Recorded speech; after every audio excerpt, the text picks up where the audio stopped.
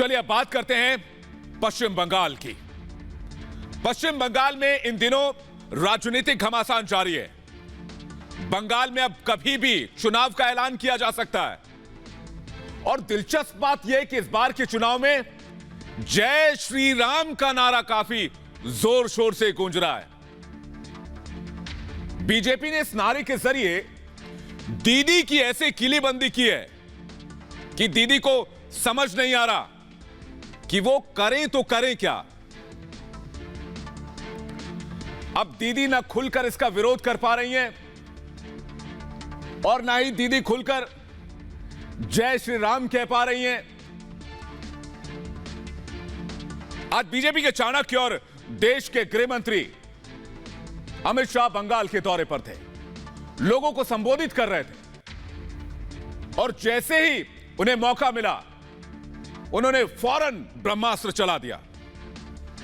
क्या है वो ब्रह्मास्त्र आपको बताएंगे, लेकिन उससे पहले मैं आपसे एक सवाल पूछना चाहता हूं कि क्या पश्चिम बंगाल में जय श्री राम का नारा लगाना कोई गुनाह है?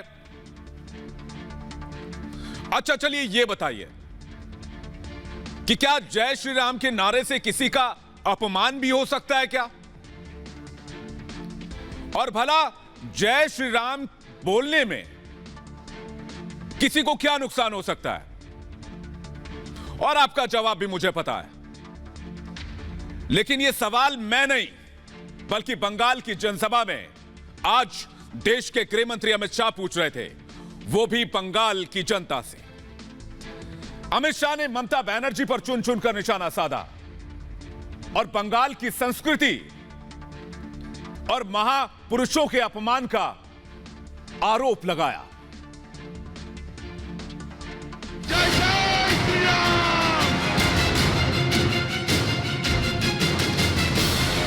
भारत माता की! अमित शाह का टीएमसी पर प्रहार, भद्रलोक में शाह के हुंकार, विकास से खत्म होगा विनाश मॉडल, शाह की ललकार, टीएमसी में हाहाकार।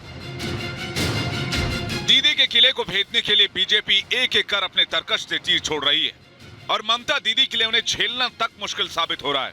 बंगाल के कूच बिहार पहुंचे गृह मंत्री अमित शाह ने परिवर्तन यात्रा के चौथे चरण को हरी झंडी दिखाई। इसके बाद शाह ने राजवंशी समाज के बीच हुंकार भरी। शाह ने तृणमूल कांग्रेस पर तंज किया और कहा कि तृणमूल कांग्रेस को उनके परिवर्तन यात्रा से तकलीफ हो रही है क्योंकि वो बंगाल में परिवर्तन नहीं चाहते। कोच राजवंशी समाज की ये प्रचंड जनमेदनी को कहने आया हूं, ये परिवर्तन यात्रा किसी मुख्यमंत्री को बदलने की परिवर्तन यात्रा नहीं है, ये परिवर्तन यात्रा है बंगाल की स्थिति में परिवर्तन करने की यात्रा है। अमित शाह ने दीदी के जय श्री राम के नारे की बौखलाहट पर भी चुटकी ली और निशाना साधते हुए कहा कि केवल तुष्टीकरण की राजनीति करने के लिए ममता बनर्जी ऐसा कर रही हैं। आपको तकलीफ होती है क्योंकि आपको तुष्टीकरण कर कर एक वर्ग विशेष के वोट चाहिए। चुनाव समाप्त होते हुए ममता दीदी भी जय श्री राम बोलती हो जाएगी, आप चिंता मत करिए। अमित शाह ने ममता बनर्जी पर बंगाल में किसी तरह का कोई विकास नहीं करने का आरोप लगाया और कहा कि दीदी केवल भतीजावाद की सरकार बनकर रह गईं। 115 योजनाएं जो नरेंद्र मोदी जी ने बनाई है वो सारी गरीबों के लिए है, ये ममता दीदी रोक कर बैठी है।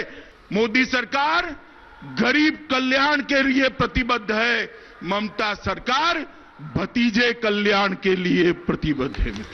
अमित शाह ने ममता बनर्जी की पार्टी पर गुंडागर्दी करने और बीजेपी कार्यकर्ताओं की हत्या का आरोप लगाया और साथ ही ये भी कहा कि इस बार बीजेपी को रोक पाना किसी के वश में नहीं है। बंगाल के अंदर ये जो मुहिम हमने चलाई, हमारे 130 से ज्यादा कार्यकर्ताओं की हत्या ये तृणमूल के गुंडों ने की है। आपके गुंडे चुनाव के दिन जनता को परेशान करेंगे। मैं आपको कहने आया हूं, इस बार भारतीय जनता पार्टी दमखम के साथ चुनाव के मैदान में है। किसी माय के लाल की हिम्मत नहीं है कि चुनाव को प्रभावित करे। चुनाव में बीजेपी के आने से ममता बनर्जी परेशान हैं। उनकी बौखलाहट साफ साफ दिखाई दे रही है। তৃণমূল কংগ্রেস মরে যাবে তাও বিজেপির কাছে আত্মসমর্পণ করবে না করবে না করবে না, এটা আমি আপনাদের সামনে দাঁড়িয়ে বলে যাচ্ছি। अमित शाह ने साफ कर दिया है कि अब बंगाल में ममता दीदी की सरकार फिर से नहीं बन पाएगी और मई में उनकी रवानगी तय है। चलो पलटाई के नारे के साथ बीजेपी इस बार मिशन बंगाल में 200 प्लस साधने की तैयारी में है। Bureau report, Republic Bharat. दीदी के नाम से पुकारे जाने वाली ममता बनर्जी इन दिनों बहुत बेचैन है। चुनावी मौसम में उनकी रातों की नींद उड़ गई है, क्योंकि दिन हो या रात ममता बनर्जी को परिवर्तन रथ के पहियों की घड़घड़ाहट सुनाई देती रहती है, जिसकी वजह से वो पिछले कुछ दिनों से बहुत परेशान चल रही हैं। और बीजेपी के पूर्व अध्यक्ष अमित शाह के लगातार हो रहे बंगाल दौरे ने तो ममता दीदी की टेंशन और बढ़ा दी है।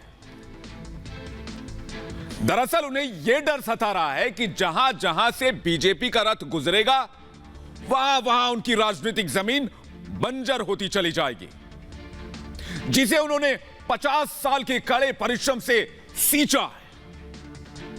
लेकिन बीजेपी की परिवर्तन नाम की यह रथ यात्रा अब दीदी की राजनीतिक संभावनाओं पर ब्रेक लगा रही है, जिसे बंगाल की शेरनी यानी ममता दीदी ने भाई भतीजावाद, भ्रष्टाचार और तुष्टीकरण की बुनियाद पर खड़ा किया है और इसी भरोसे से 10 साल तक बंगाल की सत्ता के सिंहासन पर काबिज भी रही हैं। लेकिन बीजेपी की परिवर्तन रथ यात्रा की वजह से दीदी का सिंहासन डोल रहा है, क्योंकि रथ यात्रा के जरिए बीजेपी ने बंगाल में पूरी ताकत लगा दी है। मेरे कहने का मतलब यह है कि विधानसभा चुनाव में टीएमसी को परास्त करने के लिए बीजेपी ने अपने सबसे बड़े सियासी हथियार का इस्तेमाल शुरू कर दिया है। जी हां, आप बिल्कुल ठीक समझ रहे हैं। मैं बात कर रहा हूं बीजेपी के सबसे पुराने राजनीतिक फॉर्मूले का, जो फॉर्मूला सबसे ज्यादा कारगर है, जिसने बीजेपी को केंद्र के शिखर तक पहुंचाया। रथ यात्रा, जिसके जरिए बीजेपी अब बंगाल के ज्यादा से ज्यादा मतदाताओं तक पहुंचने की कोशिश कर रही है और इन्हीं रथ यात्रा के जरिए बीजेपी लगातार शक्ति प्रदर्शन भी कर रही है। बंगाल के कस्बे और गलियों से गुजरते हुए तानाशाह के तौर पर बदनाम हो चुकी ममता को वो चुनौती दे रहे हैं। साफ साफ कहें तो रथ यात्रा के जरिए जैसे जैसे बीजेपी अपना दम दिखा रही है, वैसे वैसे दीदी का सिंहासन हिल रहा है।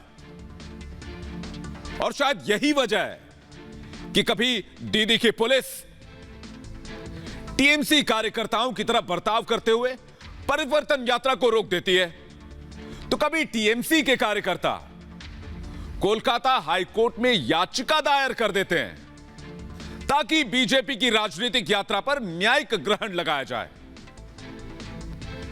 हालांकि टीएमसी की राजनीतिक मंशा को समझते हुए कलकत्ता हाईकोर्ट ने भी टीएमसी को बड़ा झटका दिया।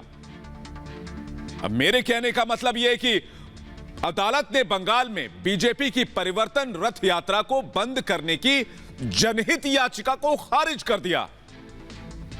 हाईकोर्ट ने इसके लिए तृणमूल कांग्रेस की लीगल सेल की तरफ से दायर याचिका होने का हवाला दिया। यही नहीं, बल्कि सख्त लहजे में हाईकोर्ट ने यह भी कहा कि अदालत राजनीतिक शत्रुता मिटाने की जगह नहीं है।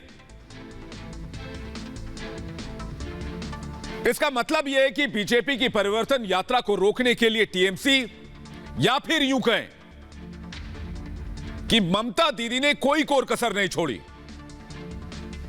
वो राजनीतिक लड़ाई को प्रशासनिक और न्यायिक तरीके से भी निपटाने में लगी हुई हैं। इसे ही कहते हैं साम दाम दंड भेद। लेकिन दीदी को कामयाबी मिल ही नहीं रही। बीजेपी की इस रथ यात्रा पर दीदी की नजर पहले ही दिन से टेढ़ी है। मेरे कहने का मतलब, वो पहले दिन से ही रथ यात्रा पर चाबुक चला रही हैं ताकि किसी भी तरह रथ यात्रा को मतदाताओं के दरवाजे पर पहुंचने से रोका जाए। हालांकि राज्य में अब तक रोड शो करती रही बीजेपी अब 5 रथ यात्राएं निकाल रही है, जिनमें कूच बिहार से भी आज एक परिवर्तन यात्रा शामिल रही। इस चौथी परिवर्तन यात्रा की शुरुआत खुद अमित शाह ने की। इसके बाद कूच बिहार में ही अमित शाह ने एक चुनावी रैली को भी संबोधित किया, जिसमें उन्होंने ममता बनर्जी पर अपने सियासी हमले को एक नई धार दी, जिसकी शुरुआत उन्होंने उसी एक तंज से किया जिसे सुनकर दीदी बार बार बिदक जाती हैं। दरअसल शाह ने ममता दीदी पर कटाक्ष करते हुए कहा कि बंगाल में जय श्री राम बोलना गुनाह हो गया है। इसके बाद शाह ने ममता से यह सवाल पूछा कि बताइए, जय श्री राम बंगाल में नहीं बोला जाएगा तो क्या पाकिस्तान में बोला जाएगा? इसके बाद अमित शाह ने उनकी रैली में आई भीड़ से जय श्री राम के नारे भी लगवाए। अमित शाह यहीं नहीं रुके, बल्कि उन्होंने दीदी पर हमला करते हुए फिर से कहा कि आस्था से जुड़ा यह नारा ममता दीदी को अपने लिए अपमान लगता है। यानी दीदी की ऐसी किलेबंदी कर दी गई है कि दीदी उस चक्रव्यूह को तोड़ेंगी कैसे, यह देखने वाली बात होगी।